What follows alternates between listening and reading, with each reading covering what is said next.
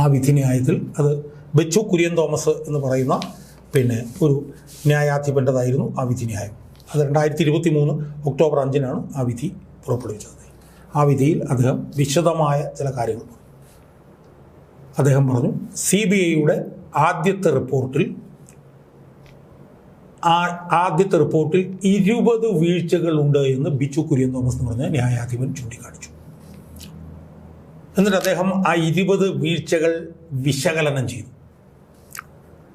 ചെയ്തിട്ട് അദ്ദേഹം എത്തിയ നിരീക്ഷണം CBIക്ക് ഗുരുതരമായിട്ടുള്ള വീഴ്ച സംഭവിച്ചിരിക്കുന്നു എന്ന് മാത്രമല്ല, CBI അന്വേഷണം തൃപ്തികരമല്ല എന്ന് മാതാപിതാക്കളും പറഞ്ഞു. ഇതിൻ്റെ എല്ലാം പശ്ചാത്തലത്തിൽ CBI വീണ്ടും ഈ വിഷയം പുനരന്വേഷണത്തിന് വിധേയമാക്കണം എന്ന് പറഞ്ഞുകൊണ്ടാണ് 2023 ഒക്ടോബർ 5-ന് ബെച്ചു കുര്യൻ തോമസ് ഈ വിഷയത്തിൽ ഹൈക്കോടതിയിൽ നിന്ന് വിധി പുറപ്പെടുവിച്ചത്.